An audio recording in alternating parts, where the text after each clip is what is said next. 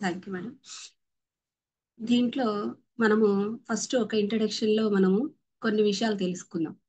అసలు జన్మలు ఎందుకు అనే టాపిక్ లో ముందుగా మనకి సృష్టి రహస్యం కూడా మనకి తెలుస్తుంది. సృష్టి ఎలా జరిగింది అనేది కూడా మనం ఒక టూకీగా ఒక కొన్ని పాయింట్లు మాత్రం తెలుసుకుందాం ఫ్రెండ్స్.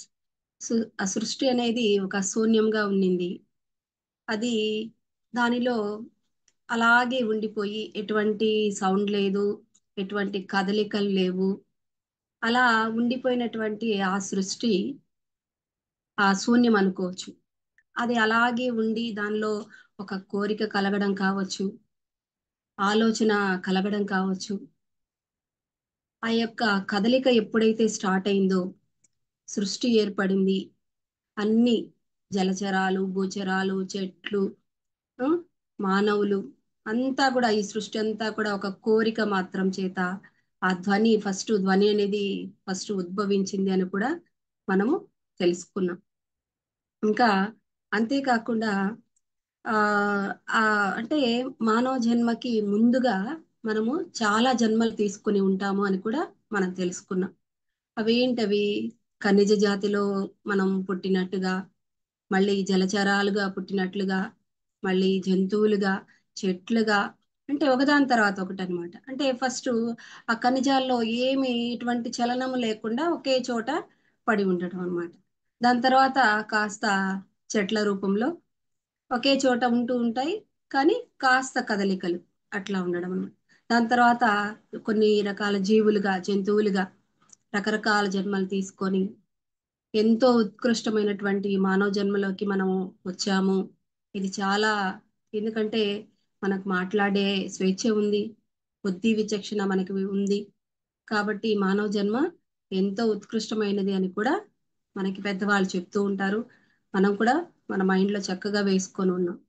ఈ మానవ జన్మ ఇంత గొప్పదైనప్పుడు మనము ఆ మానవ జన్మ ద్వారా మనం ఏమి సాధించుకోగలుగుతున్నాము, అసలు ఈ జన్మ ఎందుకు తీసుకున్నాం మనము అనుకున్నప్పుడు మనకి చాలా విషయాలు వస్తాయి.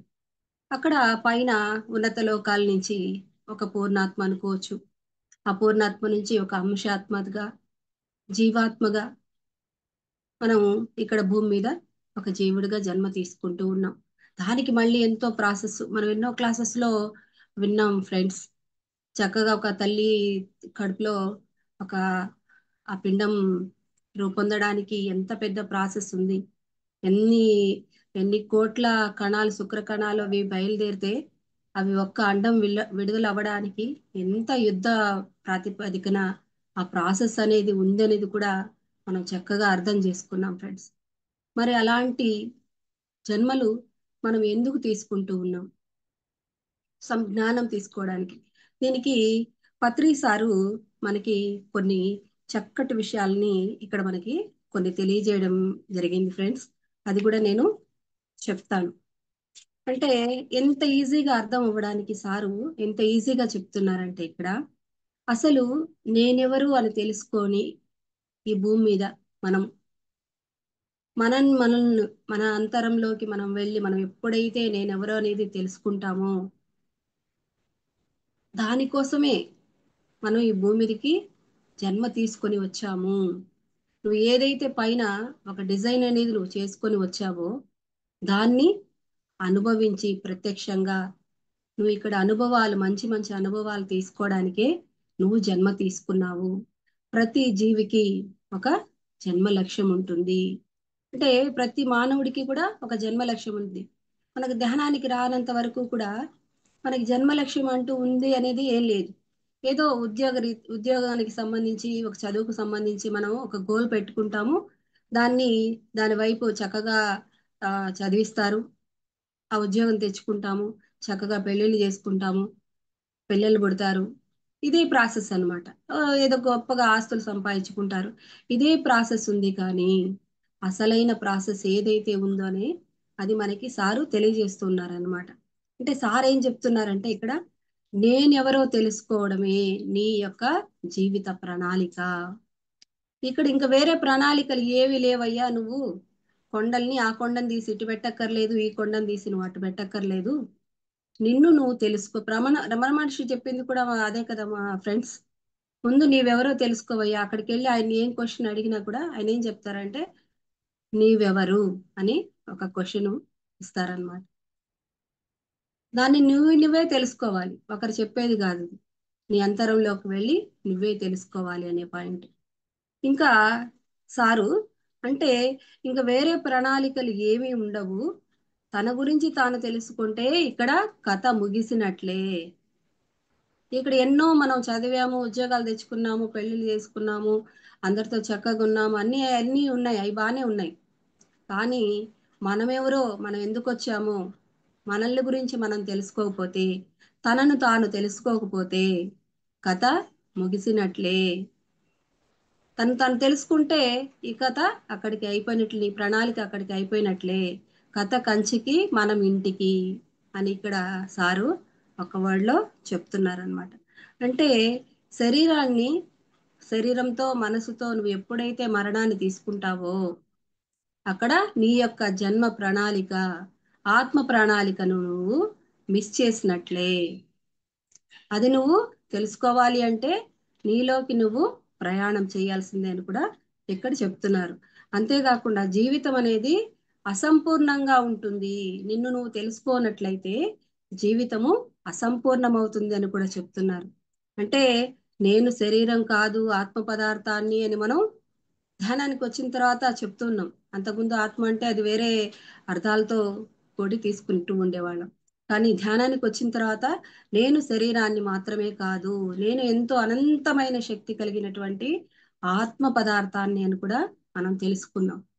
ఈ ఆత్మ పదార్థాన్ని అని తెలుసుకున్నటువంటి ఆత్మ అనుభవాల కోసమే నేను ఈ భూమి మీదకి వచ్చాను అని తెలుసుకుంటే ఈ జన్మ మీకు సఫలమైనట్టే. అంటే ఇక్కడ ఇంకేమి చేయడానికి ఉండదు, నువ్వు దేనికి వచ్చావో ఇక్కడికి, నువ్వు ఏమి అని యొక్క ఆత్మ లక్ష్యం ఏమిటో తెలుసుకుంటే అంతా సఫలమైనట్టే, నీ జీవితం సంపూర్ణమైనట్టే అని కూడా చెప్తూ ఉన్నారనమాట.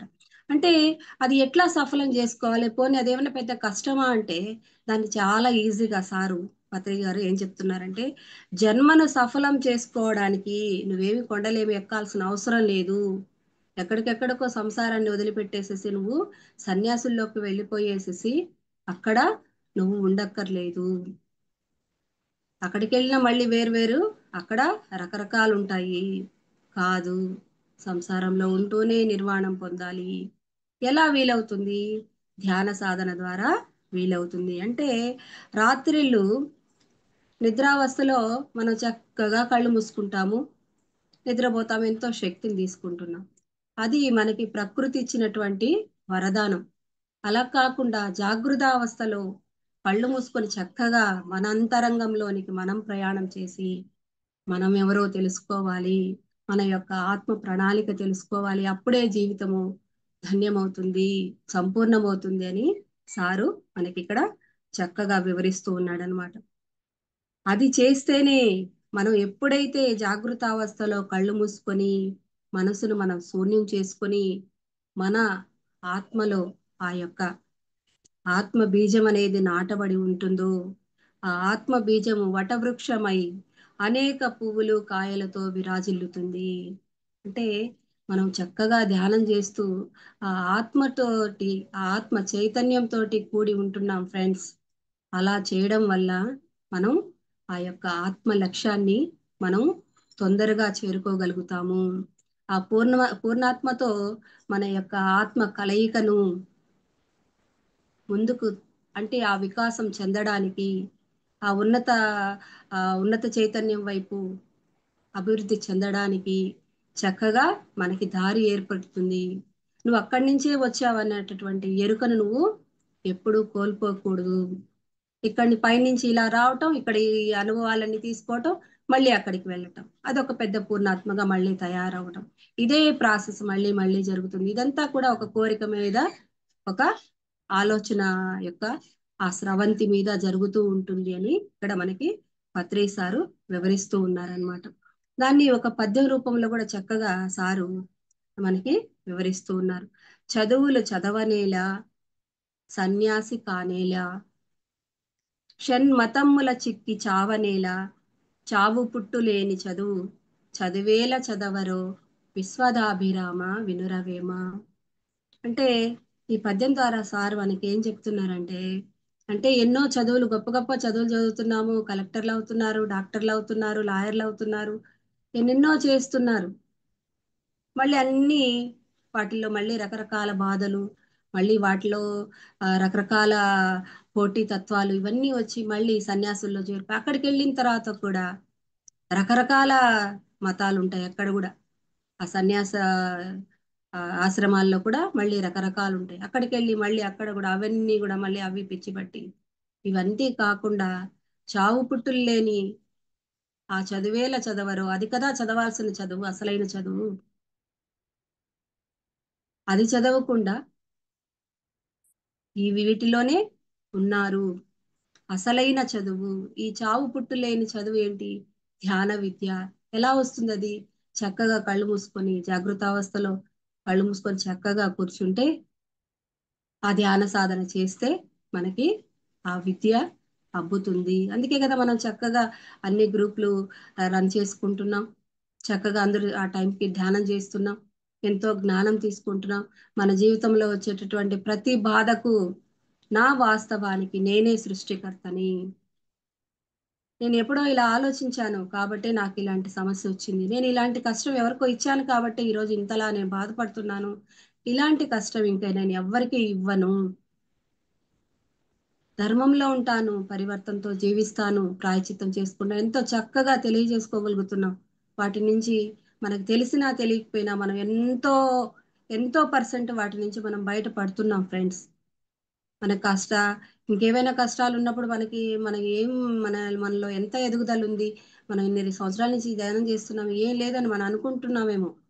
కానీ మనం బాగా తరచు తరచు చూసుకుంటే ఆ ధ్యాన సాధన చక్కగా చేస్తూ ఉంటే మనకు చక్కగా అర్థమవుతుంది ఫ్రెండ్స్. కృష్ణుడు కూడా, శ్రీకృష్ణ భగవానుడు 4 సంవత్సరాల నుంచే సాందీప మహర్షి దగ్గర చక్కగా ధ్యానం నేర్చుకున్నాడు ఫ్రెండ్స్. పత్రి సార్ అదే చెప్తున్నారు. మన పిల్లల్ని మనం ధ్యానం నేర్పించట్లేదు. ఈ చదువులే చదివించి వీటిలోనే చిక్కుకొని ఇవే చేస్తున్నారు. కానీ ఈ ధ్యాన సాధన అనేది అసలైన విద్య అనేది అదే. కాబట్టి ఆ ధ్యాన సాధన ఎంతో ప్రతి ఇంట్లో శ్రీకృష్ణ భగవానుడి యొక్క విగ్రహం ఉంటుంది. ఆయన చెప్పినటువంటి ఆ పదాలు పట్టుకోకుండా ఆయన పాదాలు పట్టుకుని ఆయన యొక్క జీవితాన్ని మనం సార్థకం చేసుకోవడం, ఆయన యొక్క జీవితం ఎలా ఉందనేది దాన్ని బట్టి మనం దానిలో ఉన్నటువంటి మంచి మంచి విషయాలని మనం పట్టుకోకుండా పూజల ద్వారా అక్కడ వరకే ఆగిపోతున్నాము. అది తెలుసుకోండి, ధ్యాన సాధన చేయండి, చక్కటి జ్ఞానాన్ని పెంచుకోండి. జ్ఞానం ద్వారానే విముక్తి అని కూడా ఇక్కడ జ్ఞానాన్ విముక్తి అంటారు కదా. చక్కగా అందుకే ధ్యాన సాధన చేయమని కూడా ఇక్కడ మనకి చిన్న పద్యం ద్వారా మనకి పత్రిస్తారు వివరిస్తూ ఉన్నారు ఫ్రెండ్స్. ఇంకా ఇక్కడ మనకి వంశీ గురువు గారు మనకి ఇంకా ఏం చెప్తున్నారంటే, మనము ఈ భూమి మీద ఎన్నో జన్మలు తీసుకుంటూ ఉన్నాం. ఇది వరకు మనకి ఇప్పటికీ మనకి ధ్యానం అందింది అంటే ఇప్పటికి మనం చాలా జన్మలు తీసేసుకున్నాం. మన గతంలో ఎంతో కొంత చక్కగా ధ్యానం చేయబట్టి చక్కగా ఇప్పుడు కూడా మనం ఈ యొక్క ధ్యాన సాధనలో మంచిగా ముందుకు వెళ్తూ ఉన్నాం. మన జన్మ లక్ష్యాన్ని మనం ఖచ్చితంగా తెలుసుకోవాలి. అసలు ఎందుకు జన్మలు తీసుకుంటూ ఉన్నారు? గొప్ప గొప్ప వాళ్ళు ఎంతో మంది, శ్రీరాముడు కావచ్చు, శ్రీకృష్ణుడు కావచ్చు, ఈ భూమి మీద చక్కగా జన్మలు తీసుకొని వాళ్ళు కూడా మనకంటే ఎన్నో కష్టాలను ఆయా ఆయా పరిస్థితుల్లో వాళ్ళు ఎలా ఉన్నారు, ఎలా వాటిని అధిగమించగలిగారు, ఇవంతా కూడా మనకి వాళ్ళ యొక్క జీవిత పాఠాలని, వాళ్ళ యొక్క పుస్తకాలను, వాళ్ళ యొక్క చరిత్రలను మనం తెలుసుకున్నప్పుడు మనం చక్కగా వాటిని మన జీవితంలో ఎంతో సహనంతో, ఓర్పుతో, సహనమే ప్రగతి అంటారు కదా ఫ్రెండ్స్. అట్లా చక్కగా మన జీవితాన్ని కూడా ఆనందమయం చేసుకోవాలి. అంతేకాకుండా కొన్ని వేల సంవత్సరాల క్రితం కానీ మనం కానీ చూసినట్లయితే ఇప్పుడు మనం ఎంత హాయిగా, ఎంత స్వేచ్ఛగా, ఏ దానికి కూడా అంత ఇబ్బందికరమైనటువంటి పరిస్థితులు మనకు లేవు ఫ్రెండ్స్. కానీ ఒకప్పటి రోజుల్లో మనం నా వయసుకి నేనున్నటువంటి చిన్నతనంలో ఉన్న రోజుల్లోనే ఆ, ఎంత కఠినమైన పరిస్థితులు కూడా ఉండేవి ఫ్రెండ్స్. ఇంత ఫెసిలిటీస్ ఉండేటివి కాదు అసలు. ఎంతో ఎంతో కష్టాలు, ఒక వాటర్కి కూడా ఎన్నో ఎంతో కొంత దూరం వెళ్ళి వాటర్ తెచ్చుకోవాల్సినటువంటి పరిస్థితి. ఇప్పుడు ఇంట్లో కుళాయి అటు తిప్పితే చాలు, అలా మోటార్ వేసుకుంటే చాలు, మనకి నీళ్ళకు కూడా కష్టం లేదు. ఎన్ని ఫెసిలిటీస్ మారాయో, ఎంత మారాయో. ఎంతో మంది గొప్ప వ్యక్తులు, ఎందరో మహానుభావులు ఈ భూమి మీద జన్మ తీసుకొని ఈ భూమిని ఎంతో పవిత్రం చేశారు అని కూడా ఇక్కడ మనం అర్థం చేసుకోవచ్చు. అంటే అప్పట్లో ఉన్నటువంటి భారతదేశంలో మరి మిగతా దేశాల్లో ఎలాంటి పరిస్థితులు ఉన్నాయో మనకి, మనం న్యూస్లో చూసినప్పుడు మనకు అర్థమవుతుంది. మనకు భారతదేశంలో పరిస్థితులు మనకు తెలిసినవే కదా. బానిసత్వం కావచ్చు, బాల్య వివాహాలు కావచ్చు, భర్త చనిపోతే సతీ సహగమనం కావచ్చు, ఇలా ఎన్నో ఎన్నో సమస్యలు అప్పట్లో ఉండేటివి. కానీ ఇప్పుడు అలా ఉన్నాయా ఫ్రెండ్స్? ఎంత స్వేచ్ఛతోటి, ఎంత హాయిగా, ఎంత గొప్ప వ్యక్తులు ఇక్కడ జన్మించి వాళ్ళు ఎంతో ఆ భూమిని దివిగా మార్చారు, పవిత్రంగా మార్చారు. కాబట్టి ఇక్కడ మనం ఇంత హాయిగా ఉండగలుగుతున్నాము అనేది కూడా ఇక్కడ మనం అర్థం చేసుకోవాలి ఫ్రెండ్స్. పోనీ ఇదంతా ఒక రోజులో అయిపోయిందా అంటే లేదు ఫ్రెండ్స్, ఎన్నో ఎన్నో సంవత్సరాలు, యుగాలు పట్టింది ఫ్రెండ్స్. అప్పట్లో ఆ సీతామాత, మనం సీతాయనం పుస్తకంలో చూసినప్పుడు కూడా వాళ్ళ యొక్క పరిస్థితులు అప్పట్లో ఎట్లా ఉండింది చూడండి. ఒక ఆ సీతామాత బజార్లో వెళ్తున్నప్పుడు కూడా వాళ్ళు ఎంతో పౌరుషంగా ఆమెని తోస్తే కింద పడిపోయేటటువంటి పరిస్థితి కూడా, అంటే ఆ లెక్కలేనితనం అన్నమాట. అంత ఆ అలాంటి పరిస్థితులను కూడా అప్పుడు మనం గమనించవచ్చు. మనం చిన్నప్పటి రోజుల్లో కూడా మా సైడ్, రాయలసీమ సైడ్ అయితే చిన్నప్పుడు మేము స్కూల్కి వెళ్ళేటప్పుడు కూడా, అంటే చావు అంటే అసలు లెక్కలేనటువంటి పరిస్థితి అనమాట. మేము చిన్నప్పుడు స్కూల్కి వెళ్ళేటప్పుడు, నేను రాయలసీమలో నేను చాలా సార్లు గమనించాను అనమాట. మేము అట్లా స్కూల్కి వెళ్తూ ఉంటాము. ఇటు సైడ్ ఎవరినొకరిని ఒక బాంబు పెట్టి పేల్చేయడం కావచ్చు, ఏదైనా, అంటే మాకు దగ్గరలోనే అన్ని చుట్టుపక్కలే అన్ని జరిగిపోతూ ఉంటాయి. ఏమంత పల్లి పెద్ద ఇంపార్టెంట్ కాదన్నట్టు ఎవరి పాటికి వాళ్ళు వెళ్ళిపోతూ ఉంటారన్నమాట. అక్కడే ఉంటారు, నలుగురు ఉంటారు, నలుగురు మాట్లాడుకుంటూ ఉంటారు, టీ తాగుతూ ఉంటారు. ఒక 10 మంది వచ్చేసి అక్కడ తాగుతున్నటువంటి ఒక వ్యక్తిని టార్గెట్ చేస్తుంటారు కదా, వాళ్ళని వచ్చి చకచకా పొడి చేసేసి మళ్ళీ ఆ బస్సులోని, వచ్చిన బస్సులోని వచ్చి మళ్ళీ ఎక్కి వెళ్ళిపోతూ ఉంటారన్నమాట. అలాంటి పరిస్థితులు కూడా నేను చూడడం జరిగింది ఫ్రెండ్స్. అంటే రోజులు ఎలా మారాయి అప్పటికి ఇప్పటికి. ఈ భూమి ఎంత హ్యాపీగా, ఎంతో స్వేచ్ఛగా, ఆ పరిపాలకులు కూడా అంత చక్కగా మంచి అభివృద్ధి వైపు తీసుకెళ్తూ ఉన్నారు కదా, చక్కగా మారుతూ ఉంది అనేది కూడా ఇక్కడ మనం అర్థం చేసుకోవచ్చు. ఈ రోజు మన టాపిక్ లో మనం ఏ ఏ జన్మల్లో ఎవరి నుంచి మనం ఏమేమి నేర్చుకుంటాం, అసలు జన్మలు ఎందుకు తీసుకున్నామంటే మన యొక్క ఒక డిజైనింగ్, అక్కడ ఉన్నటువంటి నేను ఏదో పలానది నేను చేస్తాను, ఇలాంటి వ్యక్తులతో నేను హ్యాపీగా, వాళ్ళు ఎలా ఇబ్బంది పెట్టినా కూడా నేను చాలా హ్యాపీగా ఉంటాను, నేను ఒక కలెక్టర్గా ఒక దేశానికి సంబంధించి ఇక్కడ పరిపాలన చాలా సమర్థవంతంగా చేస్తాను. రకరకాల కోరికలు ఫ్రెండ్స్. ఒక సృష్టి ఎలాగైతే ఒక కోరికతో, ఒక ఆలోచన ధోరణితో ఎప్పుడైతే అక్కడ ఆ సృష్టి అనేది జరిగిందో, దీనికి ఇంకొక ఎగ్జాంపుల్ కూడా మనం చెప్పుకోవచ్చు ఫ్రెండ్స్.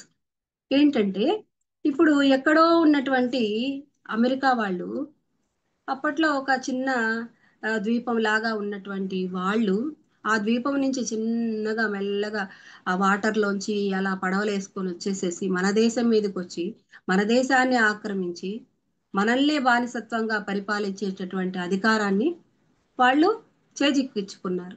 ఎలా అది? వాళ్ళలో ఒక కోరిక కలిగింది. ఇక్కడికి వచ్చి వాళ్ళు మన మీద అజమాయిషీ చేసి మనల్నే బానిసలుగా చేసుకొని మనకే స్వతంత్రం లేకుండా మన దేశం మీద వారి యొక్క పెత్తనం కూడా జరిగింది. అంటే ఇక్కడంతా ఇలా జరగడానికి కారణం ఏంటి? వాళ్ళల్లో ఉన్నటువంటి ఒక కోరిక, ఆ యొక్క ఇక్కడికి వచ్చి అలా చేయడానికి వాళ్ళని పురిగొల్పింది. ఏదైనా ఒక కారణం ఉంటే అదే. అట్లాగే హిట్లర్ కూడా కదా, ఒక రెండవ ప్రపంచ యుద్ధాన్ని అతని ద్వారా అలా చేయగలిగాడు. ఆయన ఎంత మారణ హోమం చేశాడు. ఉం? ఎంత మనం గమనించినప్పుడు వాళ్ళలో ఆయా కోరిక అన్నమాట. ఒక మంచి పని చేయడానికైనా కూడా ఆ కోరికే, ఒక దాష్టీకం చేయడానికైనా కూడా ఆ కోరికే. ఆ కోరిక వల్లనే భూమి మీద మనం జన్మలు తీసుకుంటూ ఉన్నాం. గతంలో ఏవో బ్యాలెన్స్ ఉంటాయి, అవి కంప్లీట్ చేసుకోవడానికి మనం జన్మలు తీసుకుంటూ చక్కగా భూమి మీదకి వస్తూ ఉన్నాం అన్నమాట. మనకి ఒక 5 పాయింట్లు, అసలు జన్మలు ఎందుకు, ఏ జన్మలో ఏమి నేర్చుకుంటాము, మన చుట్టూ ఉన్న వాళ్ళను మనం ఎలా అర్థం చేసుకోవాలి, అంటే ఏ పర్పస్తో వచ్చాడో ఎలా తెలుసుకోవాలి. ఇప్పుడు మన ఇంట్లో చాలా మంది ఉంటారు ఫ్రెండ్స్. వాళ్ళలో ఒక్కొక్కరిని చూసినప్పుడు ఒక్కొక్క విధంగా ఒక్కొక్కరు ఉంటారు కదా. వాళ్ళ యొక్క జన్మ లక్ష్యం ఏంటి అనేది కూడా మనం తెలుసుకోగలగాలి. అప్పుడు మనకి ఈజీ అవుతుంది. వాళ్ళు ఇంకొక రకంగా అవ్వాలనుకుంటే మనం ఇంకొక రకంగా తయారు చేస్తే అక్కడ వాళ్ళకి ఆ ఫుల్ఫిల్మెంట్ ఉండదు.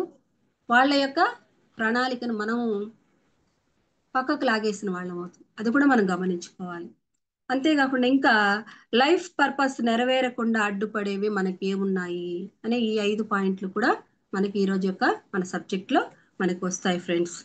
అంటే అనేక మంది జన్మలు అనేక జన్మలు తీసుకుంటూ ఉంటారు. అంటే ఒక్కొక్కళ్ళు ఏం చేస్తూ ఉంటారు, ఒక్క ప్రణాళిక కోసం అనేక జన్మలు, అంటే ఒక జన్మలో ఫెయిల్ అయిపోతారు. వస్తారు పైనుంచి చక్కగా నేను ఈ కోరికని నెరవేర్చుకోవడానికి భూమి మీదకి వస్తున్నానని. వాళ్ళు ఇక్కడికి వచ్చిన తర్వాత దాన్ని మర్చిపోయి మళ్ళీ ఏదేదో చేసేసి మళ్ళీ రకరకాల కర్మలు మూట కట్టుకొని మళ్ళీ వెళ్ళిపోతారు. అయ్యో నేను మళ్ళీ దానికోసం వెళ్ళాను, దాన్ని పూర్తి చేయకుండా మళ్ళీ వచ్చాను. ఇప్పుడు ఎట్లా దానికి మనకు అర్థం కావాలంటే ఎట్లా చెప్పుకోవాలి మనం. ఇప్పుడు ఒక క్లాస్ చదువుతూ ఉంటారు, దాన్ని సరిగా సక్రమంగా చదవకుండా సరిగా బడికి పోకుండా ఆడుకోవడానికి వెళ్ళిపోయి చదివి సరిగా పాస్ అవ్వలేదు అనుకోండి, ఆ క్లాసులో మళ్ళీ కూర్చోవాల్సిందే కదా. అట్లాగే ఆ జన్మలో అనుకున్న ప్రణాళిక ప్రకారం వాళ్ళు ఎప్పుడైతే చేయలేదో మళ్ళీ మళ్ళీ జన్మలు తీసుకుంటూ ఉంటారన్నమాట. ఇంకొంతమంది ఏం చేస్తారు, దాన్ని చక్కగా ఎగ్జామ్స్ హాయిగా చదివేసి రాసేసేసి నెక్స్ట్ క్లాస్ కూడా వాళ్ళకి ఆ సెలవుల్లో కూడా నెక్స్ట్ క్లాస్ చదివేసేసి ఆ క్లాస్ని నెక్స్ట్ మళ్ళీ హాలిడేస్ ఓపెన్ అయ్యేసరికి జంప్ చేసేటటువంటి పరిస్థితి కూడా వాళ్ళు తెచ్చేసుకుంటూ ఉంటారు. ఎంతో మంది మనం చూస్తున్నాం కదా క్లాసెస్లో. వాళ్ళు ఎంతో చక్కగా ఆ సబ్జెక్ట్ కూడా వాళ్ళకి ముందుగానే నేర్చేసుకుంటారు, ఎంతో ఇంట్రెస్ట్ అనమాట వాళ్ళకి. అప్పుడు అవసరం లేదు వాళ్ళకి ఆ క్లాస్ మళ్ళీ ఆ సంవత్సరం అంతా చదవాల్సిన అవసరం లేకుండా స్కిప్ అయిపోయి వెళ్ళిపోతూ ఉంటారు. కొంతమంది 10వ తరగతి ఒక 4, 5 సార్లు రాస్తూ ఉంటారు అనమాట. ఇంటర్కి వెళ్ళడానికి వాళ్ళకి 4 సంవత్సరాలు టైం పడుతుంది మళ్ళీ. అట్లాగా జన్మలు కూడా ఒకే ప్రణాళికని ఎన్నో జన్మల్లో కూడా పూర్తి చేసుకునే వాళ్ళు ఉంటారు. కొన్ని ప్రణాళికలని ఒకే జన్మలో కూడా పూర్తి చేసుకునే వాళ్ళు ఉంటారని కూడా మనం ఇక్కడ చక్కగా అర్థం చేసుకోవచ్చు. ఇంకా ఏం చెప్తున్నారు, వాళ్ళ జన్మలను బట్టి వాళ్ళ ప్రవర్తనలను బట్టి మనం వాళ్ళని చూస్తే తెలుసుకోగలుగుతాము. అంటే వాళ్ళని మనం చక్కగా ఎప్పుడైతే అబ్జర్వ్ చేస్తామో, వాళ్ళు ఇప్పుడు మన పిల్లలే ఉన్నారనుకుందాం ఫ్రెండ్స్. మన పిల్లలు చక్కగా వాళ్ళు ఏదో చదవాలనుకుంటారు, కానీ మనము మనకేదో ఉన్నటువంటి కోరికని, ఒకవేళ డాక్టర్ అవ్వాలనుకున్నాను నేను అవ్వలేకపోయాను, నా పిల్లలైనా నేను ఎలాగైనా నేను డాక్టర్ని చేయాలి అనేటటువంటి కోరిక మంచిదే కావచ్చు. వాళ్ళకి చెప్పినప్పుడు వాళ్ళు కూడా అంత ఇంట్రెస్ట్గా దానికి తగ్గట్టుగా వాళ్ళు ప్రణాళిక వేసుకొని చదివి చక్కగా ఇంట్రెస్ట్గా ఉన్నది మనకు తెలిసిపోతుంది ఫ్రెండ్స్. బలవంతంగా చేసినప్పుడు, వాళ్ళు ఇష్టంగా చేసినప్పుడు ఆ మాత్రం తేడా మనం గమనించలేమా. ఎంతో మంది పేరెంట్స్ని మనం గమనించినప్పుడు వాళ్ళు వాళ్ళకి ఇష్టం లేకపోయినా ఎలాగైనా రావాల్సిందని వాళ్ళ మీద ఎంతో స్ట్రెస్ పెట్టేస్తూ ఉంటారు. వాళ్ళు అది సాధించకపోగా ఒకవేళ నా నా తల్లిదండ్రులు నేను బాధ పెడతానేమో, నేను ఇలా చేయలేకపోతున్నాను, నేను సూసైడ్ చేసుకునేటటువంటి కథనాలు కూడా మనం ఎన్నో న్యూస్లో వినుంటాం ఫ్రెండ్స్. అట్లా ఉంటుందన్నమాట. అంటే వాళ్ళ యొక్క ప్రవర్తన వాళ్ళ యొక్క జన్మను బట్టి వాళ్ళు ఉంటారు.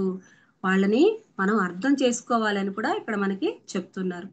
ఇలా అర్థం చేసుకోగలిగిన ఒక్కొక్కసారి మనం బాధపడిపోతూ ఉంటాం. అలా అంటే మన కోరిక వాళ్ళ మీద రుద్దాలనుకున్నప్పుడు వాళ్ళది వాళ్ళకి వేరేగా వాళ్ళు కొంతమందికి చక్కగా డాన్స్ నేర్చుకొని చక్కగా ప్రదర్శనలు ఇవ్వాలని ఉంటుందన్నమాట. కానీ కొందరిళ్లలో అది చాలా అది కరెక్ట్ కాదు. ఏంటి ఆడపిల్లలు డాన్స్ నేర్చుకునేది ఏంది, ఆ, ప్రదర్శనలు ఇచ్చేది ఏంటి, చక్కగా హాయిగా పెళ్లి చేసుకొని ఇదవ్వాలి కానీ, లేదంటే ఉద్యోగం అయినా పర్లేదు కానీ ఇదేంటి అనేటటువంటి ఒక అపోహలు ఉంటాయన్నమాట వాళ్ళు. అలాంటప్పుడు వాళ్ళ మనసు ఎంతో బాధపడుతుంది కదా ఫ్రెండ్స్. అది కూడా ఇక్కడ మనకు చెప్తున్నారు.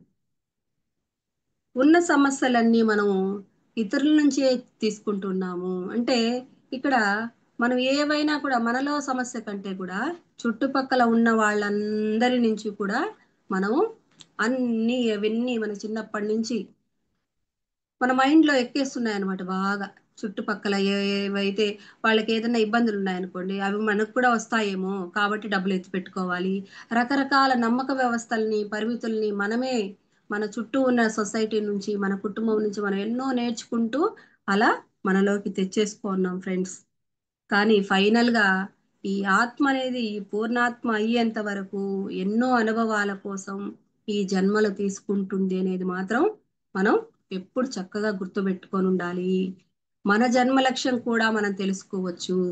ఇప్పుడు దాకా మనకి మన జన్మ లక్ష్యం తెలియలేదనుకోండి, మనం ఎప్పుడైతే ధ్యాన సాధన చేస్తూ చక్కగా ఈ జ్ఞానాన్ని తెలుసుకుని నేను కూడా అనుకుంటుంటాను ఫ్రెండ్స్, ఈ క్లాసు నేను రాసుకునేంత వరకు ఆ, నేను ఏ నేనంటే ఆ, ధ్యాన సేవ చేయాలనుకుంటున్నాను, లోక కళ్యాణార్థం ఏదో ఒక సేవ చేయాలనుకుంటున్నాను, నా జన్మ లక్ష్యం ఏంటి నాకేం తెలియలేదు ఇంతవరకు, నాకు ఇంకా ఐడియా రాలేదా అని ఎన్నెన్నో క్వశ్చన్స్ నాకు కూడా వచ్చాయి ఫ్రెండ్స్. కానీ మనం ఇంకా ఇంకా అంటే మనకి ఇదే నా జన్మ లక్ష్యము, అదే నా జన్మ లక్ష్యం అని మనకి లైట్ గా తెలుస్తూ ఉంటుంది. కానీ దాని మీద ఇంకా మనకి అయిష్టత కానీ ఇంట్రెస్ట్ లేకపోవడం కానీ ఇలాంటివన్నీ ఉన్నాయి అంటే ఇంకా మన ఏదో జ్ఞానం మనకి రావాల్సి ఉందని నేను అర్థం చేసుకున్నాను ఫ్రెండ్స్. అంటే మనకి ఎప్పుడైతే ఒక దాని మీద ఒక కాన్ఫిడెన్స్, ఒక ఫుల్ క్లారిటీ వస్తుందో అది మనకి ఇష్టమైనది అని మనకు అర్థమైపోతుంది అనమాట. ఇప్పుడు మన జన్మ లక్ష్యం తెలుసుకోవడానికి ఇతరుల యొక్క జన్మ లక్ష్యాలు, మన కుటుంబంలో వాళ్ళు కావచ్చు, బయట వాళ్ళు కావచ్చు, వాళ్ళ యొక్క అందరి జన్మ లక్ష్యాలను కూడా మనము పసిగట్టవచ్చు అనమాట, తెలుసుకోవచ్చు మనం. అది ఎలా అనేది కొన్ని జన్మల్ని వివరించుకోవడం ద్వారా మనం చక్కగా తెలుసుకుందాం ఫ్రెండ్స్. దాంట్లో ఆ జన్మల్లో ఫస్ట్ మొదటి జన్మ గురించి సారు మనకి వివరిస్తూ ఉన్నారు. రసజ్ఞత జన్మ అన్నమాట. అంటే అలాంటి జన్మలు గమనించిన వాళ్ళని చూస్తే మనకి వాళ్ళు ఓహో వీళ్ళు రసజ్ఞత జన్మలో ఉన్నారు అనేది మనకి చక్కగా అర్థమవుతుంది. అంటే వాళ్ళు ఎలా ఉంటారంటే ఫ్రెండ్స్, వాళ్ళకి సంగీతం పట్ల, డాన్సుల పట్ల, చిత్రకళ పట్ల, రకరకాల కళలు ఉంటాయి. 64 కళలు అంటుంటారు కదా ఫ్రెండ్స్. ఒక్క చోర కళ తప్పనిచ్చి మిగతా 63 కళల్లో ఆ ఏదైనా వాళ్ళకి ఇష్టమైంది వాళ్ళు ఎంత హ్యాపీగా నేర్చుకుంటారు. కొంతమంది అయితే అసలు కొంతమంది చిన్నపిల్లల్ని గమనించినప్పుడు అయితే ఒక 3 ఇయర్స్కి అసలు పాట వస్తుంటేనే ఆ మ్యూజిక్ వాళ్ళు డాన్స్ వేసేస్తూ ఉంటారనమాట. ఒక 5 ఇయర్స్ వచ్చేసరికి వాళ్ళు టీవీలో చూసి అక్కడ ఎలా వేస్తే అలా ఇక్కడ వాళ్ళు స్టెప్ వేయగలిగేటటువంటి ఆ టాలెంట్ కూడా వాళ్ళలో మనం గమనించవచ్చు. అంటే అది పుట్టుకతోనే వాళ్ళకి వచ్చేస్తుంది అనమాట. ఆ రసజ్ఞత జన్మలు వాళ్ళని గమనించినప్పుడు మనకి అర్థమవుతుంది.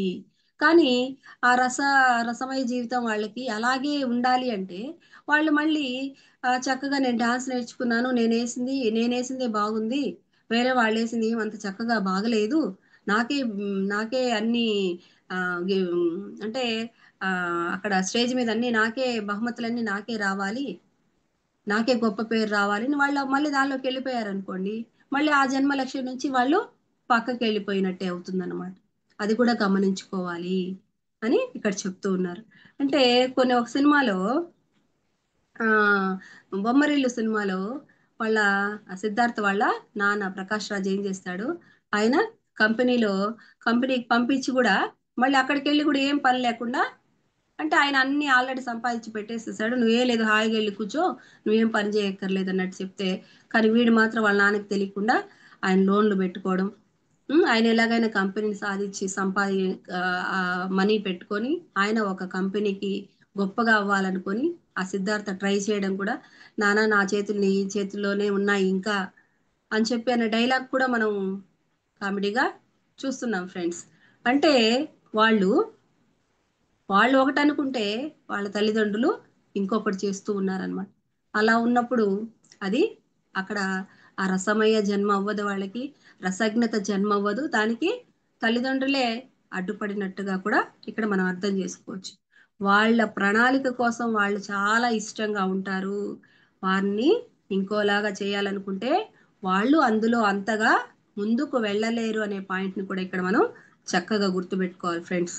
అంతేకాకుండా ఈ రసజ్ఞత జన్మలో వాళ్ళు ఎక్కువ గౌరవాన్ని, అంటే ఒక కోయిల ఎలాగైతే చక్కగా పాడుతూ అందరూ నన్ను మెచ్చుకోవాలి అని అనుకోకుండా చక్కగా తన గాత్రాన్ని అలా పాడుకుంటూ ఉంటుందో, అలాగ వీళ్ళు కూడా నేను ఎంతో చక్కగా సాధన చేస్తూ వెళ్తాను, వస్తే నాకు వస్తాయి బహుమతులు వస్తాయి, వస్తే గొప్ప పేరు వస్తుంది, దాంతో నాకు పని లేదు, నేను హాయిగా నేను అన్నీ చేస్తాను అనుకున్నప్పుడు వాళ్ళు ఆ రసజ్ఞత జన్మను సార్థకం చేసుకున్నట్లే, దాన్ని వాళ్ళు పూర్తి చేసుకున్నట్లే అని ఇక్కడ మనం అర్థం చేసుకోవాలి.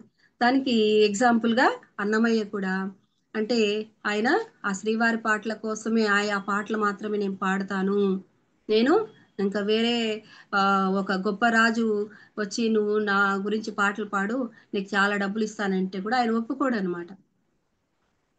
అట్లాగా వాళ్ళ జన్మను వాళ్ళు సార్థకం చేసుకున్నారు అని ఈ రసజ్ఞత జన్మ ద్వారా మనం అర్థం చేసుకోవచ్చు. నెక్స్ట్ యాక్టివేటర్ జన్మ అన్నమాట. అంటే వీళ్ళు ఏం చేస్తారంటే ఆ, రకరకాల సొసైటీస్ ఉన్నాయనుకోండి, అన్ని సొసైటీస్కి వెళ్తారు ఫ్రెండ్స్. చక్కగా వాళ్ళకి అక్కడ అన్నీ చూస్తారు. చూసి వాళ్ళ పక్కన ఉండే వాళ్ళు కావచ్చు, ఆ, వాళ్ళ ఫ్రెండ్స్ని కావచ్చు, అరే ఇక్కడ ఇది బాగుందిరా, అది చూడరా, ఇక్కడికి వెళ్ళి ఇక్కడ చేయరా, అక్కడ చేయరా అని రకరకాలుగా, అంటే పక్క వాళ్ళని యాక్టివేట్ చేస్తారు. వాళ్ళు అందులో ఒక దాంట్లోనే ఉండిపోరు అనమాట. దీంట్లో కాస్త కొద్ది రోజులు ఉండి చక్కగా ఏవో అన్ని నేర్చుకుంటారు, చూస్తారు. మళ్ళీ అక్కడే ఉండి ఏమన్నా అక్కడ ఏమన్నా గొప్ప పేరు ఏమైనా సాధిస్తారంటే అట్లాంటివి ఏం చేయరనమాట. ఆ పక్కన వాళ్ళతో ఉన్నటువంటి ఫ్రెండ్స్ కావచ్చు, ఒక యాక్టివేట్ చేసేటటువంటి జన్మమే కానీ వాళ్ళది. అంటే కొంతమంది పిరమిడ్లకు కూడా వెళ్ళి ఏం చేస్తారంటే చక్కగా నేను ఇక్కడికి వెళ్ళి 11 రోజులు ధ్యానం చేస్తాను, అందరూ కూడా ధ్యానం చేయండి అంటారు. ఒక 2 3 రోజులు 11 రోజుల లోపల వాళ్ళు చేసేసి వాళ్ళు వెళ్ళిపోతారు అనమాట. అంటే మిగతా వాళ్ళని మోటివేట్ చేస్తూ ఉంటారు. అవి యాక్టివేట్ జన్మలు అనమాట. దానికి ఎగ్జాంపుల్గా మనము నారద మహర్షిని ఇక్కడ మనం తీసుకోవచ్చు. ఆయన ఏం చేశాడంటే త్రిలోక సంచారి కదా, నారద మహర్షి. ఆయన చక్కగా అన్ని లోకాలకి వెళ్ళి అక్కడ ఏదైతే ఒక లోక కళ్యాణంతో ఏదో ఒక అక్కడ మాట్లాడతాడనమాట. మాట్లాడినప్పుడు వాళ్ళ మధ్య కోపాలు రావడము, లేకపోతే ఇంకొకటి జరిగి అక్కడ అలోక కళ్యాణార్థం ఏదో ఒక పని జరుగుతూ ఉంటుందన్నమాట. అంటే ఇక్కడ విషయాలు అక్కడ చెప్పడం వల్ల ఓహో వాళ్ళు అలా చేస్తున్నారా అని చెప్పి మామూలుగా ఏమంటాము, నారదుడిని ఇక్కడ విషయాలు తీసుకెళ్ళి అక్కడ చెప్తున్నాడు, అక్కడ విషయాలు తీసుకొచ్చి ఇక్కడ చెప్తున్నారని. కానీ ఆయన చేసేటటువంటి ఆ పని కూడా ఏంటంటే అక్కడ ఆ యాక్టివేట్ చేయడం. ఇక్కడ విషయాన్ని వాళ్ళకి అలా తెలియజేసినప్పుడు వాళ్ళు ఇంకాస్త ఆ కోపంతో కావచ్చు, ఇష్టంతో కావచ్చు, అక్కడ ఒక మంచి పని జరుగుతుంది. యాక్టివేట్ చేసే జన్మగా కూడా ఇక్కడ మనం తీసుకోవచ్చు అనమాట. వారికి ఇంకో వర్క్ అప్పగించిన వాళ్ళు విముఖతతో ఉంటారు. వాళ్ళు చక్కగా కొంతమంది ఫ్రెండ్స్ ఉంటారనమాట. చక్కగా అందరినీ పక్కన వాళ్ళని ధ్యానానికి అందరికి వెళ్ళి ఊరంతా వెళ్ళి చెప్పేస్తారనమాట. అక్కడ ధ్యానం జరుగుతుంది, వెళ్ళండి వెళ్ళండి వెళ్ళండి అని.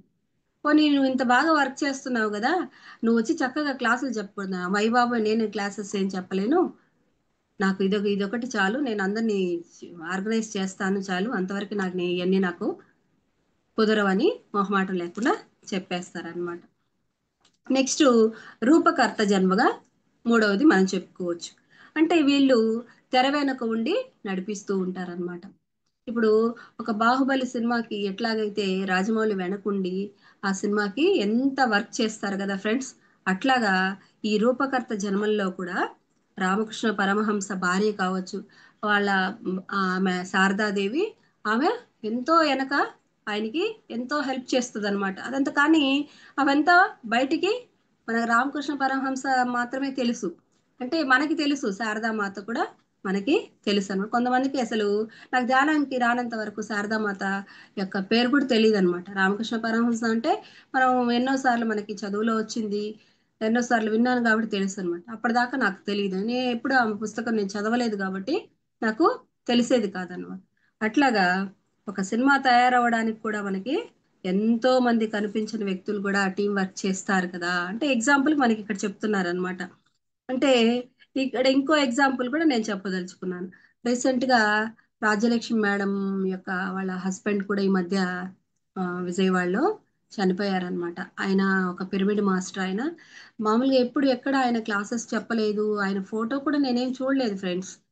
కానీ ఆయన ఎంత, ఆయన చావు ఒక వేడుకలాగా జరిగిందంటే, రాజలక్ష్మి మేడం అనే ఆవిడ జీకే సార్కి ఆ, వియంకురాలు అనుకుంటాను నేను. ఆవిడ వాళ్ళ హస్బెండ్ క్లాసెస్ ఏం చెప్పకపోయినా కూడా ఎంతో పత్రి సార్ తోటి ఎంతో వర్క్ చేశారనమాట. అంటే అంటే అక్కడ ఆర్గనైజింగ్ దాంట్లో చాలా వర్క్ సార్ చేశారనమాట. ఆయన చనిపోయినప్పుడు ఆయనకి ముందే తెలియడము, ఎంత వేడుకలాగా ఆ యొక్క కార్యక్రమం జరిగిందంటే ఒక 2 అవర్స్ ముందు ధ్యానము, 2 అవర్స్ తర్వాత ధ్యానము కూడా అక్కడ జరిగింది అంటే ఎవరు కూడా అక్కడ ఎంత అంటే ఒక మరణం కూడా ఇలా ఉంటుంది, ఇలా ఉండాలి అనే విధంగా ఆ అక్కడ ఆ సిచ్యుయేషన్ జరిగిందనమాట. అంటే ఆ ఆ మేడంకి ఆ సారు ఎంత ఎంకరేజ్మెంట్ ఇవ్వకపోతే ఆ మేడం కూడా అంత గొప్పగా తయారయ్యేవాళ్ళు కాదు కదా. అంటే ప్రతి మగవాడి వెనుక ఒక స్త్రీ ఉందంటారు. అట్లాగే ఇక్కడ ఆ మేడం వెనుక కూడా ఆ సార్ ఎంతో హెల్ప్ చేయబట్టి ఆ మేడం కూడా అంత స్పిరిచువల్ టాబ్లెట్స్లో ఆ మేడం కూడా ఎంతో ఒకప్పుడు ధ్యానానికి వచ్చిన కొత్తల్లో ఒక 6 నెలల సంవత్సరం వ్యవధిలో నాకు చాలా విపరీతమైన కడుపు నొప్పి వచ్చిందనమాట.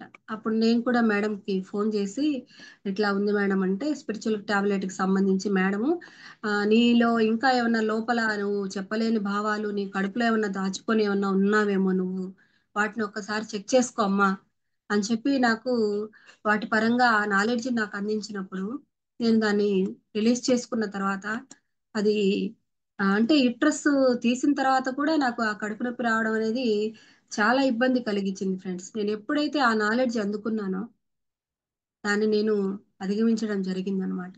అట్లాగా ఆ ఒకరి వెనకాల ఉండి వాళ్ళు ఆ రూపకర్త జన్మలు ఉంటాయన్నమాట. దీనికి ఎగ్జాంపుల్గా మనం ఇంకోటి మన గురువు గారు వంశీ గురువు గారి యొక్క మేడము సద సుకన్య మేడం కూడా అంతే కదా. మేడం క్లాసెస్ చెప్పకపోయినప్పటికీ వెనకాలంతా కూడా ఎంత బ్యాక్గ్రౌండ్ వర్క్ ఎంత చేస్తారనేది మనం అందరం మనకందరికీ తెలిసిందే ఫ్రెండ్స్. అంటే వాళ్ళు ఒక ప్రోగ్రాము ఒక గ్రూప్ రన్ అవ్వాలన్నా ఒక ఈ సద్గురు మూమెంట్స్ రన్ అవ్వాలన్నా మేడం యొక్క ఆ వెనుక వర్క్ ఎంత ఉంటుందనేది కూడా మనం చక్కగా అర్థం చేసుకోవచ్చు. అలాంటి జన్మలు కూడా ఈ రూపకర్త జన్మలుగా ఇక్కడ మనం అర్థం చేసుకోవాలి. నెక్స్ట్ 4వది వచ్చి క్యాథలిస్ట్ జన్మ. ఇది ఒక ఉత్ప్రేరకమైనటువంటి జన్మ. అంటే ఉత్ప్రేరణ కలిగిస్తూ ఉంటారనమాట. అంటే ఇక్కడ మన ఎగ్జాంపుల్ ఎట్లా చెప్పుకోవచ్చు అంటే ఆ, ఆంజనేయ స్వామి ఆ, మామూలుగా ఆ రామసేతు నిర్మించి అక్కడికి వెళ్ళి ఆ సీతామాతని అక్కడికి వెళ్ళేసి రమ్మని పంపిస్తారు కదా. అప్పుడు ఆయన ఆ ఆయన అంటే ఆయనకి ఉన్నటువంటి బలము ఆయనకి తెలియదు అనమాట. ఎప్పుడైతే జాంబవంతుడు ఎంతో గొప్పగా చెప్పి నువ్వు అసలు నువ్వు చిన్నప్పుడే సూర్యుడిని మింగేశావు, నువ్వు పండనుకొని సూర్యుడిని మింగేసేసావు ఎంతో గొప్పగా. ఒక్క నిమిషం ఫ్రెండ్స్.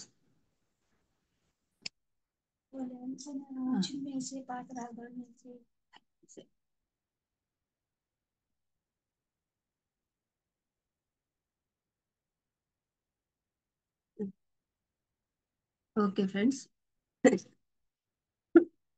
ఎప్పుడైతే ఆంజనేయ స్వామిని ఆయన మాటలతో ఎంతో మోటివేట్ చేస్తాడనమాట జాంబవంతుడు. అప్పుడు చక్కగా ఆయన ఆ యొక్క ఆ వారధిని దాటుకొని అక్కడికి వెళ్ళడం జరుగుతుంది.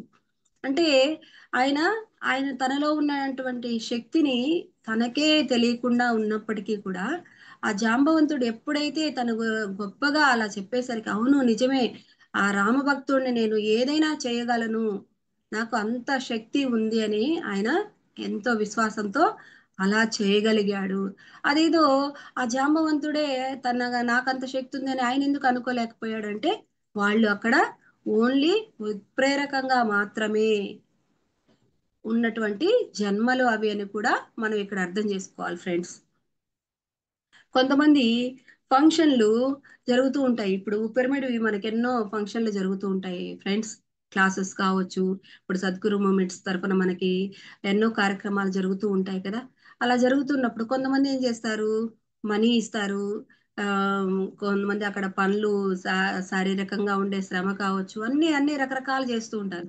కొంతమంది ఏమి లేకపోయినా గమ్మన కూర్చొని క్లాప్స్ విపరీతంగా క్లాప్స్ కొడుతూ ఉంటారు ఫ్రెండ్స్. అంటే అక్కడ ఏదైనా మంచి పాయింట్ వచ్చింది అనుకోండి, ఆ క్లాప్స్ కొట్టడం అనేది కూడా ఇంత తక్కువేవి కాదు ఫ్రెండ్స్. అంటే ఒక మంచి పాయింట్ వచ్చినప్పుడు ఆ క్లాప్స్ కొట్టడం వల్ల అందరిలో కూడా ఒకవేళ సరిగా వినకుండా ఉన్న వాళ్ళ ఇది కూడా వాళ్ళు చక్కగా మళ్ళీ అలర్ట్ అయిపోయి చక్కగా దాన్ని వినడం జరుగుతుంది అనమాట. అంటే ప్రతిదీ కూడా ఇక్కడ ప్రతి జన్మ కూడా ఏ జన్మ తక్కువ కాదు ఫ్రెండ్స్. వాళ్ళు అది నీచమైన జన్మ, దాశ్రికమైన జన్మల్లో ఉన్నా కూడా అవన్నీ దాటుకొని ఒకరోజు వాళ్ళు కూడా గొప్ప స్థితిలోకి వస్తారు అనే పాయింట్ని కూడా ఇక్కడ మనం ఎప్పటికీ మర్చిపోకూడదు. ఉమ్, యోచన ఉంటే ఇంకా అద్భుతంగా జీవించగలరు. వాళ్ళకి యోచన తక్కువగా ఉంటుంది. వాళ్ళు ఏంటంటే అక్కడ వాళ్ళని ఎక్కువగా మోటివేట్ చేస్తారు పక్క వాళ్ళకి, కానీ వీళ్ళకి ఆ ఆలోచన అనేది చాలా తక్కువగా ఉంటే వాళ్ళకి ప్లానింగ్ ఏం ఉండదు ఫ్రెండ్స్. ఆ ఇప్పుడు జాంబవంతుడు అక్కడ ఆయనకి యాక్టివేట్ చేశాడు, కానీ ఈయన కూడా ఆలోచించుకోవచ్చు కదా, అవును కదా, నేను కూడా ఆలోచిస్తే నేను కూడా అలా చేయగలను కదా అని అనేటటువంటి యోచన వాళ్ళకి తక్కువగా ఉంటుంది, యోచన ఉండదు వాళ్ళకి అని ఇక్కడ మనకి చెప్తున్నారు.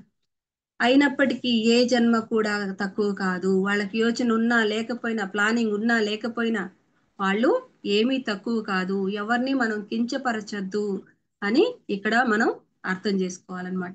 నెక్స్ట్ బుద్ధత్వ జన్మ, ఇంటలెక్చువల్ జన్మ అన్నమాట. వీళ్ళని కారణ జన్ములుగా చెప్పుకోవచ్చు. అంటే వీళ్ళది చాలా గొప్ప జన్మలు ఫ్రెండ్స్. అంటే వాళ్ళు బుద్ధత్వ జన్మలుగా వచ్చినటువంటి ఆ బుద్ధుడు కావచ్చు, పత్రి సార్ కావచ్చు, జీసస్ కావచ్చు, వాళ్ళు చూడండి, వాళ్ళు ఎన్ని కష్టాలైనా భరించారు. మనకి ఆ బుద్ధుడి గురించి, జీసస్ గురించి మనం కథలే విన్నాం ఫ్రెండ్స్. కానీ మనం ఇక్కడ పత్రి సార్ని తీసుకున్నామంటే ఆయన కుటుంబానికి ఉన్నది ఒక ఉద్యోగ ఆధారము. పోనీ ఏమైనా ఎక్కువ ఏమైనా ప్రాపర్టీస్ ఉన్నాయా, వాళ్ళు చక్కగా బతికిపోతారులే అని అనుకోవడానికి అట్లా కూడా ఎక్కువ ప్రాపర్టీస్ ఏమీ లేవు.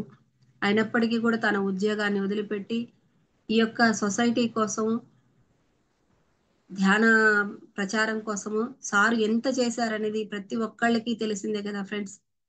వాళ్ళు ఆ బుద్ధిని, వాళ్ళు బుద్ధి పొందారు, ఆ బుద్ధిని అందరికీ అందిస్తూ ఉన్నారు. అందించారు, ఎంతో చక్కగా అందించారు కదా. బుద్ధుడైనా కూడా అంతే, జీసస్ అయినది ఎంతో, వాళ్ళు ఎంతో బాధలు పడ్డారు. మనకి చాలా ఈజీ, వాళ్ళు వాళ్ళతో పోల్చుకుంటే మనకు చాలా ఈజీ. మనం ఈ ప్రచారం చేయడానికి మనకు చాలా అన్ని అన్ని సాధనాలు ఉన్నాయి ఫ్రెండ్స్ మనకు చేయడానికి. అయినా కూడా మనకి సమయము చాలట్లేదు, ఉండట్లేదు, తీరికలు లేవు. రకరకాలుగా మనం సాకులు వెతుక్కుంటూ ఉన్నాం ఫ్రెండ్స్. మనల్ని మనం చెక్ చేసుకోవాలి. ఉమ్, వాళ్ళు అలాంటి వాళ్ళు వాళ్ళ ప్రణాళికను రచించుకొని వాళ్ళు భూమిపై జన్మ తీసుకొని ఇవంతా కూడా వాళ్ళు ఆ బుద్ధత్వ జన్మలుగా ఇక్కడ ప్రూవ్ చేసుకొని వెళ్ళిపోయారు. అలాంటి వాళ్ళని, బుద్ధత్వ జన్మలు తీసుకున్నటువంటి అంత వాళ్ళని, వాళ్ళు వ్యాపారాలు చేయాలంటే వాళ్ళ వల్ల కాదు. వ్యాపారం చేసిన వాళ్ళు అందులో లాస్ అయిపోతారని కూడా ఇక్కడ మనకి తెలియజేస్తూ ఉన్నారనమాట. బుద్ధుడి తండ్రి శుద్ధోదన మహారాజు ఎంతో గొప్ప రాజుగా ఆయన్ని ఎంతో చూడాలనుకున్నాడు, కానీ ఆయన అనుకున్నది ఒకటి అయ్యింది ఒకటి కాబట్టి ఆయన చాలా బాధపడాల్సినటువంటి ఇబ్బంది కలిగింది. అయినప్పటికీ కూడా ఆయన ఎంతో గొప్పదైనటువంటి ధ్యానాన్ని అందించడం జరిగింది. నెక్స్ట్ చిరాకు పెట్టే జన్మలు. కొంతమంది కుటుంబ సభ్యులు కావచ్చు, బయట వాళ్ళు కావచ్చు, విపరీతమైన చిరాకు పెట్టేస్తూ ఉంటారు ఫ్రెండ్స్. మన ఇళ్లలో కూడా ఎవరో ఒకళ్ళు ఉంటారు ఫ్రెండ్స్, మన బంధువుల్లోనూ ఇంట్లో వాళ్ళలోనూ ఊరికే చిరాకు పెట్టేస్తూ ఉంటారనమాట. దానికి సార్ మనకి ఏం చెప్తున్నారంటే, కామి కాని వాడు మోక్షగామి కాలేడు. అంటే ఏదొక కోరిక ఉండి అక్కడ దాని వైపు ప్రయత్నం చేయలేకపోతే ఏదో ఒకటి సాధించలేం కదా. గమ్ముకుంటే ఊరికి భగవద్గీతలో కృష్ణుడు చెప్పింది కూడా అదే కదా, నువ్వు యోగివి కానైనా నువ్వు గమ్ముకుంటే కుదరదు, ఏదో కర్మలు చేస్తూనే ఉండు. చెడు కర్మ చేసావంటే అది చేయకూడదని బుద్ధి వస్తుంది, మంచి కర్మ చేసావంటే మంచి ఫలితం వస్తుంది నీకు, ఊరికే ఉండడానికి లేదు, ఏదో ఒకటి చేస్తూనే ఉండని కూడా చెప్తూ ఉంటారనమాట. అంటే ఈ చిరాకు పెట్టే జన్మల ద్వారా మనం అర్థం చేసుకోవాల్సింది ఏంటంటే, వాళ్ళు ఆ నెగటివ్ ని అధిగమించడానికి వచ్చారు అని మనం చక్కగా అర్థం చేసుకోవచ్చు ఫ్రెండ్స్. దీనికి ఎగ్జాంపుల్ గా శిశుపాలుడిని మనం తీసుకున్నట్లయితే, ఆ శిశుపాలుడు శ్రీకృష్ణ భగవాన్ని ఎన్నిసార్లు 100 తప్పుల వరకు కాయమని చెప్పినప్పుడు ఆ శిశుపాలుడు ఎన్నో సార్లు ఆయన్ని ప్రతిదానికి అన్నమాట, ప్రతిదానికి తప్పులు పడుతూ ఉంటాడు. అంటే ద్రౌపదిని సఖి అని పిలిస్తే కూడా ఎంతో ద్రౌపదిని సఖి అని పిలుస్తున్నాడు ఈయన. ఏంటో వాళ్ళిద్దరి మధ్య సంబంధం అని దానికి కూడా చిరాకు పుట్టించే విధంగా రకరకాలుగా మాట్లాడుతూ ఉంటాడనమాట. అంటే మాటలతోనే మాటలు ఆ ఎంత ఆ, మాటలకి రెండు పక్కల పదును ఉంటది అంటారు కదా ఫ్రెండ్స్. అంటే రెండు పక్కల గుచ్చుకునే విధంగా మాట్లాడుతూ ఉంటారన్నమాట కొంతమంది. అవి కూడా మనం గమనించవచ్చు. ఎప్పుడైతే ఆ 99 తప్పులు అయిపోయి 100 తప్పులు అయిపోయాయో అప్పుడు శ్రీకృష్ణ భగవానుడి చేతిలో శిశుపాలుడు సఫా అయిపోయాడు అనమాట. మన జీవితంలో కూడా ఇలాంటి వ్యక్తులు ఉన్నప్పుడు మనము వాళ్ళ దగ్గర సహనం నేర్చుకోవడానికే మనము వాళ్ళని తెచ్చుకున్నాం అనే పాయింట్ని మనం ఇక్కడ చక్కగా గుర్తుపెట్టుకోవాలి ఫ్రెండ్స్. వాళ్ళు ఆ యొక్క దాన్ని ఆ నెగటివ్ని అధిగమించడానికి వాళ్ళు వచ్చారు అనే పాయింట్ని వాళ్ళు నేర్చుకోవాలి. మనం ఏంటంటే వాళ్ళ ద్వారా సహనం నేర్చుకోవాలి. ఇలాంటి వ్యక్తుల వల్ల నాకు ఇంకా సహనం ఎక్కడ మిస్ అవుతుంది అని మనకు మనం చెక్ చేసుకోవాలి ఫ్రెండ్స్. ఎవరి ప్రణాళికని వాళ్ళే పట్టుకోవాలి. ఇతరులు పట్టుకోలేరు, తెలుసుకోలేరు ఫ్రెండ్స్. మన ప్రణాళికను మిగతా వాళ్ళు తెలుసుకోలేరు. మన ప్రణాళిక ముందు మనకే తెలుస్తుందన్నమాట. అది ఇక్కడ మనకి తెలియజేస్తున్నారు. అలాంటి వాళ్ళు మన జీవితంలో ఉన్నారంటే మనకి ఓర్పు నేర్పిస్తున్నారు. అలాంటి వాళ్ళు మన సహనానికి పరీక్షలు పెడుతూ ఉన్నారంటే వాళ్ళు ఇంకా నీకు ఓర్పు రావాలి, ఇంకా నీకు ఓర్పు రావాలి అని మనకి నేర్పిస్తూ ఉన్నారని ఇక్కడ మనం చక్కగా అర్థం చేసుకోవాలి ఫ్రెండ్స్. ఓకే ఫ్రెండ్స్, ఇక్కడ వరకు ఆపుకుందాం. 6 అయింది. ఈ జన్మలు ఇన్ని రకాలుగా, అంటే రసజ్ఞత జన్మ ఒకటి, యాక్టివేషన్ జన్మ ఒకటి, చిరాకు పరిచే చికాకు పుట్టించే జన్మలు కొన్ని, ఉత్ప్రేరక జన్మలు కొన్ని అట్లా ఉన్నాయి. వీటిలో మీకు ఏమైనా డౌట్స్ ఉంటే ఒకసారి అడగండి ఫ్రెండ్స్. బుద్ధత్వ జన్మలు మనం మన చుట్టుపక్కల మనం గమనించవచ్చు చక్కగా. నేను ఇంకొక 2 గంటలు రాసుకున్నాను, మనకు టైం అయిపోయింది కాబట్టి. ఓకే ఫ్రెండ్స్, థ్యాంక్ యూ నాకు ఈ అవకాశం ఇచ్చినందుకు. Thank you so much.